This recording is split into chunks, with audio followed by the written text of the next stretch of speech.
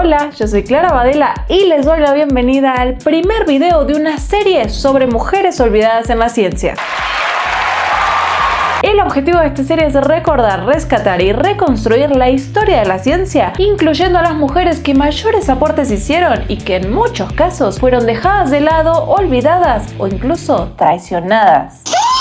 Históricamente, las mujeres han sido opacadas o dejadas de lado a la hora de contar la historia de la ciencia. Desde hace mucho más de 200 años, muchos de los aportes o las investigaciones que han hecho que la ciencia sea lo que es hoy han sido producto del trabajo de grandes científicas. Para ponernos en contexto, mujeres en el campo de la ciencia han existido desde siempre. Uno de los primeros registros que se tiene es el de Hipatia de Alejandría, que destacó en el ámbito de las matemáticas y la astronomía. Su historia es conocida por su trágico final, ya que fue brutalmente asesinada por fanáticos religiosos que no podían concebir las ideas que ella proponía, y mucho menos que fuera una mujer quien las ponía sobre la mesa. Y bueno, además porque hace unos años hicieron una película sobre ella.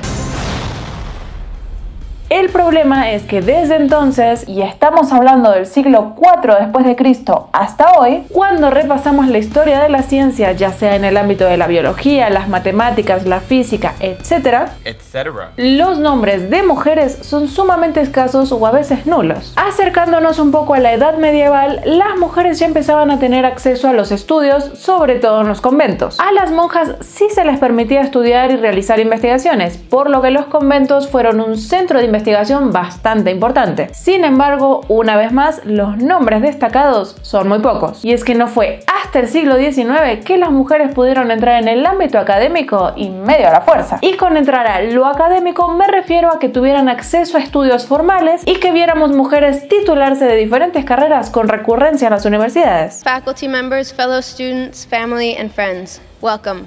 We never thought this day would come.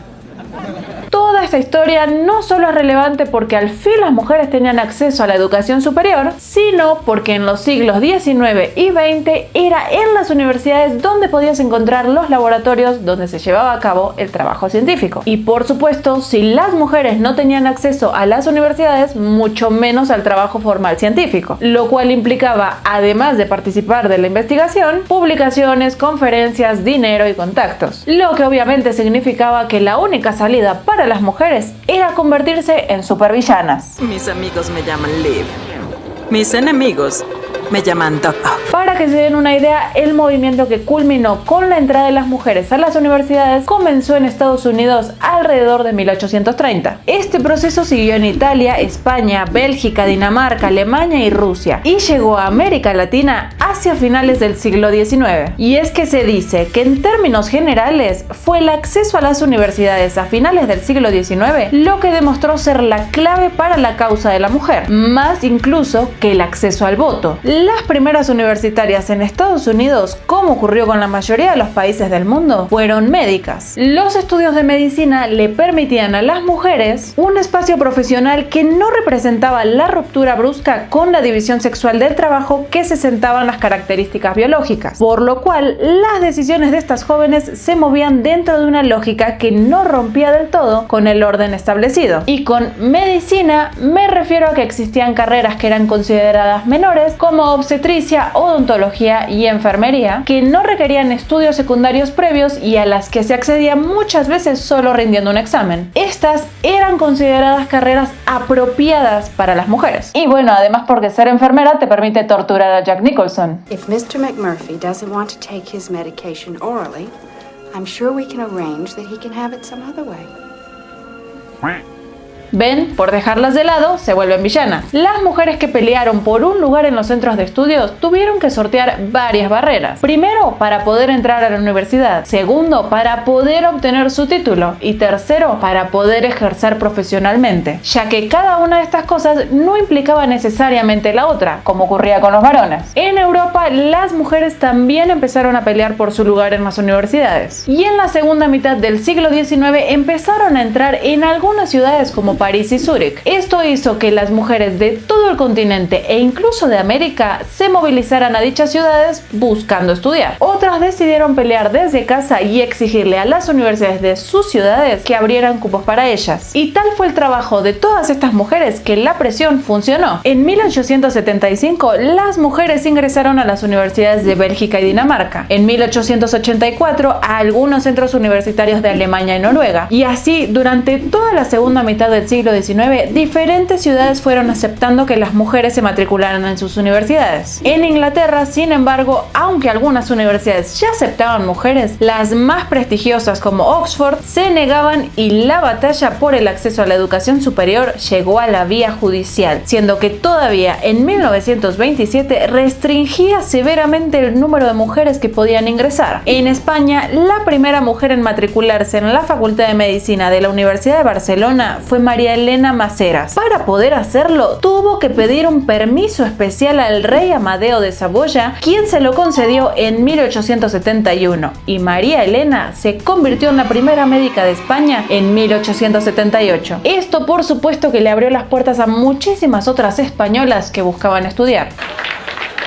En América Latina fueron 5 los países que incorporaron mujeres a las universidades en el siglo XIX: Brasil, México, Chile, Cuba y Argentina. En 1877, el ministro de Instrucción Pública de Chile, Miguel Amunátegui, dictó el decreto que permitía a las chilenas ingresar a la universidad. En México, por ejemplo, las mujeres ingresaron a las aulas universitarias hasta 1882 y la primera mujer graduada fue una dentista llamada Margarita Chorney Salazar en 1886. Sin embargo, no fue hasta 1941 que comenzó a haber titulaciones de mujeres todos los años, lo cual, si se ponen a pensar, son 60 años después. En Argentina, si bien hubo un gran debate a principios del siglo cerca de la revolución, las mujeres ingresaron a las universidades y se comenzaron a titular muy a finales del siglo XIX, alrededor de 1892. Pero bueno, con el paso del tiempo las carreras comenzaron a ser más variadas, pero siempre acotadas a los estándares correctos para una mujer. Y así es como las mujeres comenzaron a ingresar a carreras como letras o ciencias. Mucho de lo ocurrido en este tiempo lo veremos en los siguientes videos. Pero para finalizar, quiero dejar claro que aunque las condiciones han mejorado mucho al día de hoy, todavía hay un largo camino por recorrer.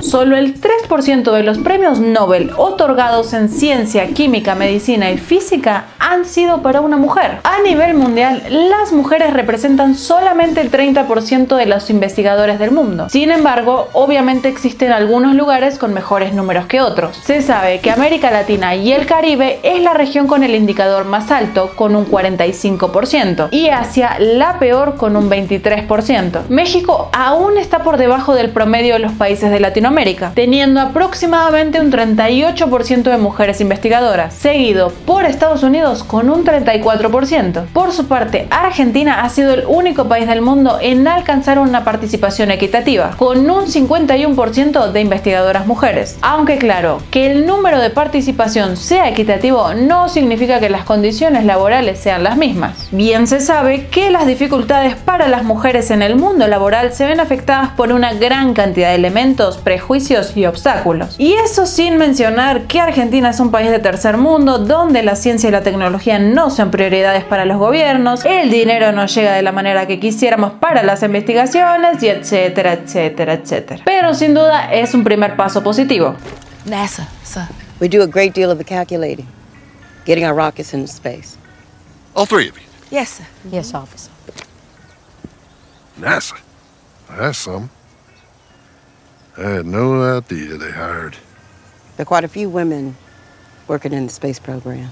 Así que habiendo sentado las bases de todo esto, a partir del siguiente video comenzaremos a repasar la vida y obra de algunas mujeres que en este contexto discriminatorio y lleno de obstáculos lograron destacar e hicieron aportes gigantes no solo a la ciencia sino al mundo. Así que nos vemos la próxima.